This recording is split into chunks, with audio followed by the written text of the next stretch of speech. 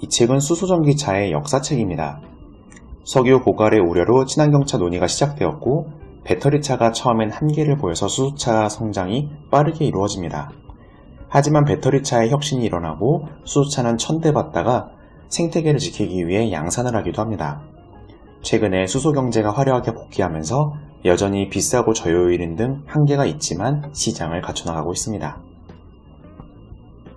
책 수소전기차 시대가 온다. 2019년 4월에 출간하였고 현재 한국이 세계 1등인 수소를 이용한 자동차 분야의 개발 스토리를 담은 책입니다. 저자는 머니투데이 권순우 기자로 수소 분야의 팟캐스트를 다수 출연하고 저술 활동을 합니다. 목차는 크게 두 부로 나뉘어져 있는데 이 중에 수소의 당위를 설명하는 부분은 빼고 역사만 요약하고자 합니다. 수소의 목차를 새롭게 정리하자면 다음과 같은 4단계인데 기술의 발달, 의무화의 기대감과 전기차의 한계로 인해 성장한 수소차, 전기차의 발달에 의한 혹한기, 그리고 부활입니다. 때는 18세기 스페인으로부터 영국, 프랑스로 혁신이 이동하였는데 보일이 기치를 철학에서 과학의 영역으로 가져옵니다. 철학의 영역이던 아리스토텔레스의 4원소설이 플로지스톤설을 거쳐 라부아지에의 원소설로 이어집니다. 라부아지에는 프랑스 혁명의 형장의 이슬로 사라지고 그 조수 듀퐁이 미국에서 회사를 차립니다. 보일과 게이 리삭은 온도 법칙을 제시하고 몽골피의 형제가 발명한 수소 비행선을 이어받습니다. 수소 비행선은 1936년 사고가 날 때까지 꾸준히 성장합니다. 1807년에는 리바즈가 최초의 수소 내연기관을 만들고 루돌프 에렌이 이것을 영국과 미국에 최초로 특허를 냈고 전후에 독일의 BMW가 이를 계승합니다. 1839년 그로브가 최초의 연료전지를 만드는데 현대적 의미의 연료전지는 베이컨의 5kW짜리를 그것으로 봅니다. 줄 베르는 화석연료보다 고밀도인 수소 중심의 사회로 결국엔 갈 것을 예측하였고 홀데이는 풍력으로 전기를 만들고 그 전기를 수소로 저장해두는 오늘날에서야 이루어지고 있는 사회를 꿈꿉니다. 세계대전 이후에 혁신은 미국으로 넘어오지만 저유가 호황의 시대에 친환경차에 대한 관심은 시들해집니다. 오스트리아에서 넘어온 카를 콜데시가 만든 트랙터를 세계 최초의 수소차로 치곤합니다. 이후부터는 기존의 차체들을 활용하는 방식으로 나아가는데 연료전지와 수소탱크의 부피가 매우 컸습니다. 예를 들어 GM의 일렉트로벤은 6인승 벤 중 뒤에 4인승 허치를 5kW 연료전지가 모두 차지했습니다. 그리고 1970년대 오일 쇼크가 일어나면서 에너지 안보에 대한 관심으로 친환경차 논의가 재시작됩니다. 국내에서는 코미디 하이틴 영화 맹물로 가는 자동차가 인기를 끕니다. 당시 고압 탱크로 수소를 저장할 기술이 없었기 때문에 철로 수소 탱크를 만들고 해서 무거웠습니다. 다임러가 수소 화물 금속을 대안으로 제시하지만 여전히 그 용량은 자금을 보였습니다. 아폴로 13호가 연료전지의 고장으로 떨어지자 다시 한번 연료전지에 대한 관심이 이끌어졌고 BMW는 가솔린과 액체수소 둘 다 태울 수 있는 엔진의 연구를 부활시킵니다. 하지만 이번에는 액체수소의 보관이 어려움을 발견합니다. 1967년부터 잘생긴 로널드 레이건이 캘리포니아 주지사를 할 시기에 대기위원회에 잘생긴 하겐 슈미트를 앉혀서 스모그, 대기오염의 해결 방안을 고민케 합니다. 레이건이 대통령일 시기는 아니고 그 다음인 부시 정부 시기에 이들은 친환경차 판매를 의무화하는 법안을 추진합니다. 수요가 확실해지니까 각국의 자동차 회사들이 1990년대 친환경차를 쏟아내기 시작합니다. 현대자동차는 미국 오보닉과 함께 납축전지 자동차를 만드는 데 그칩니다. 다임러는 발라드와 손잡고 미니밴을 만들었지만 역시 뒤가 꽉 차는 모습을 보여주었고 BMW는 액체수소 엔진을 계속하여 소형차가 가능함을 선보였고 일본의 마쓰다는 2만 km 주행거리를 뽐내면서 연료전지의 내구성이 4년 이상 갈 수 있음을 보입니다.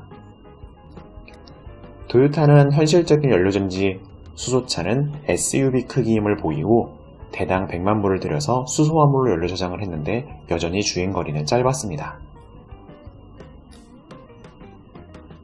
1996년 CARB는 시장이 미성숙함을 알고 친환경차 의무화를 2003년으로 한 차례 연기합니다. 같은 해 GM이 34,000불짜리 전기차 EV1을 장기 리스로 내놓습니다.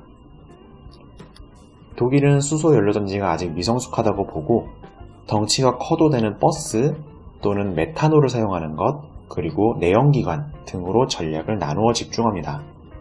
한국은 EV1의 전기차의 한계를 보고 수소차로 관심을 옮겨서 미국의 우주항공산업사인 UTC에게 연료전지를 삽니다. 165억 불이나 들여서 만든 차는 75kW급으로 시카고 모터쇼, 미셸린 챌린지, 로드랠리 등에 참여하며 그 성능을 뽐냅니다.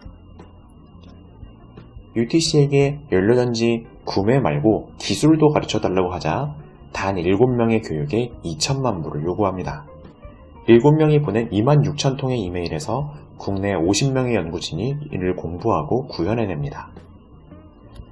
외부 자문단 33명에게 수소차의 미래를 묻자 메탄올로 가는 방식, 엔진으로 가는 방식 대신에 저장 탱크가 발전할 것이라 믿고 PMFC로 가기로 합니다. UTC에게 비밀로 하면서 PMFC를 만들려다 보니 구인을 공개적으로 할 수 없었고 7명의 박사를 사내에서 차출하여 연 30억 예산을 주면서 회장에게도 보고하지 않는 비밀 조직을 만듭니다. GM은 EV1의 장기 리스가 끝남과 함께 전량 회수하여 폐기 처분합니다. 당시의 배터리 기술은 불안전했기 때문에 안전 문제가 있었기 때문입니다. 이를 계기로 2003년에 CARB는 다시 한번 의무화 시기를 2012년으로 연기합니다. 이러한 과정 속에서 무공해보다는 저공해를 타겟한 도요타 프리우스 하이브리드가 전세계 1위를 차지하게 됩니다. 비록 미국의 친환경차 의무화는 미뤄졌지만 부시 정부는 친환경차에 호의적이었습니다. 4천억 불의 시범 운행 사업에 GM, 다임러, 포드, 도요타, 현대의 수차가 선정됩니다. 미국의 포드조차 캐나다의 연료전지를 쓰는데 한국은 미국산 연료전지를 쓴다는 점을 어필해서 호감을 사서 가장 지원금을 타냅니다. UTC는 수소차의 미래가 아직 멀었다고 생각해서 현대에게 이 시점에 특허를 팔려고 하는데 현대가 거부하자 발라드의 특허를 매각합니다. 현대는 따라서 밑바닥부터 특허를 회피하기 위해 설계를 다시 하기 시작합니다. 2006년 월드컵에 현대는 선수단 버스를 채택받지만 타 회사 것을 사서 스티커만 붙여야 했던 굴욕을 겪습니다. 이 구겨진 자존심 만회를 위해서 수소버스를 투입하겠다고 공약하고 3개월 만에 뚝딱 만들어냅니다. 유럽의 인증업체의 혹독한 인증을 받고 적도를 지나갈 선박에 진공 포장을 하고 충전 노즐이 맞지 않아 프랑크푸르트까지 가서 직접 제작하고 린데도 첫 수소 충전이어서 어리숙한 모습을 보입니다. 이렇게 좌충우돌의 시행착오를 겪었지만 1997년도 다임러 수소버스와 달리 고장 없이 한 달 반을 잘 운행하는 모습을 보입니다. 같은 해 2006년 BMW는 수소 엔진을 포기하고 다른 차 회사들처럼 연료전지로 선회합니다. 반면 현대는 UTC로부터 독립한 자체 연료전지를 미슐린 챌린지에 보이면서 성능을 뽐냅니다. 같은 시기 노무현 정부도 수소차에 호의적이었습니다. 2003년 자문회의, 2004년 사업단, 그리고 2005년 로드맵을 내놓는데 제레미 리프킨의 수소혁명, 그리고 피크 오일론이 대두되던 시기였기 때문입니다.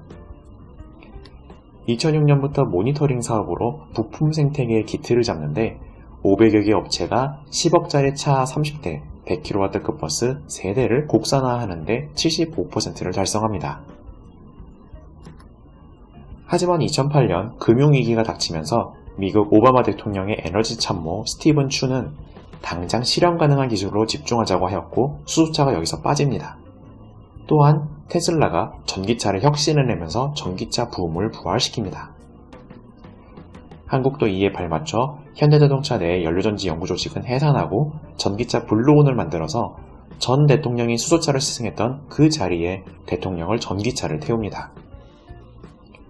그래도 2009년부터 수소차 2단계 실증 사업은 허용되었고 기존에 만들었던 수소차들이 서울과 울산을 왕복하면서 경제성, 환경성 평가를 하였고 일반인 체험단도 18,000명이나 몰리는 쾌거를 이룹니다. 한국과 미국에서 수소차를 만드는 정부 사업이 없어지자 실증 사업이 있는 유럽으로 60개국 1만여 명이 몰려듭니다.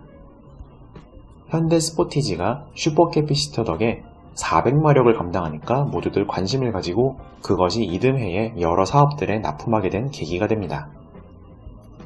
하지만 혹한기가 5년 이상 이어지자 부품 생태계가 고사할 위기에 처하고 현대자동차는 2013년부터 사는 사람이 없더라도 1000대를 만들겠다고 부품업계에 약속해줍니다. 100kW급의 영하 20도를 버티는 차에 덴마크 코펜하겐 시청이 관심을 가지고 대당 2억 원에 15대를 판매합니다. 그런데 이듬해에 일본의 도요타가 미라이라는 모델을 8천만 원에 적자를 보면서 내놓자 어쩔 수 없이 현대도 전략적으로 8천만 원으로 가격을 내립니다. 비싸게 사준 덴마크의 미안함을 표하고 정비시설, 정비사 교육을 주는 것으로 대체합니다. 도요타 미라이는 자사 특허 100개를 공개하면서 시장의 표준이 되고자 선도하였고 미라이는 6년간 1500대 예약이 판매가 완료됨에 반해 투싼은 2년간 273대를 힘겹게 영업해서 판매합니다. 영국에서 5대를 겨우 팔던 와중에 프랑스, 독일의 카쉐어링 업체가 60대를 주문합니다. 한국은 이 고마움에 문재인 대통령이 방문했을 때 이 수소택지를 타면서 홍보를 해줍니다. 한국의 각 도청들도 하나씩 사주면서 결국 1000대를 다 만들긴 합니다. 반면 도요타 미라이는 무언가 결함을 핑계로 2017년 전량 리콜합니다. 혹한기 속에서도 기술은 발전해서 충전소 가격이 급락했으며 흑연 분리판 대신에 금속 분리판을 도입하고 신소재도 도입됩니다.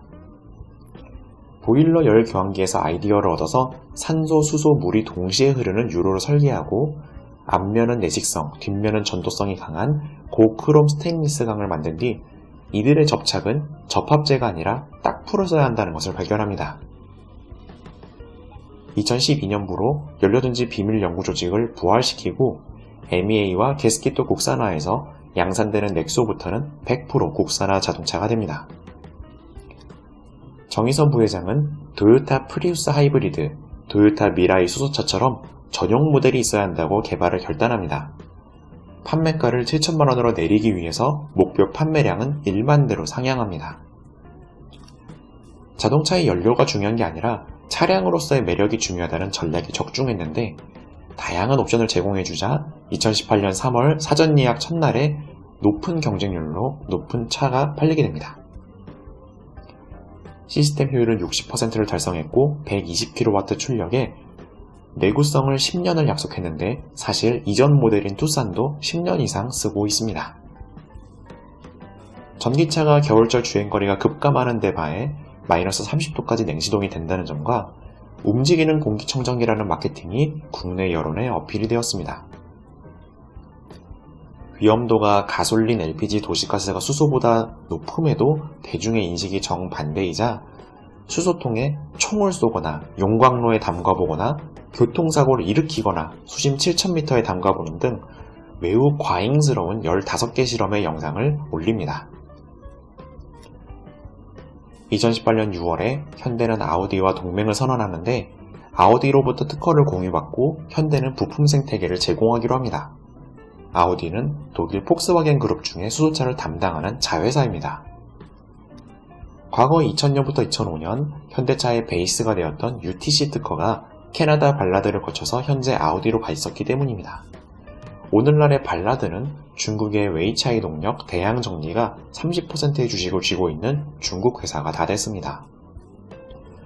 반대로 폭스바겐 입장에서는 혼자 수소 엔진을 하다가 연료전지로 와서 뒤처졌기 때문에 스스로 해오기도 했지만 빨리 적응하기 위해서 현대랑 손잡은 것입니다.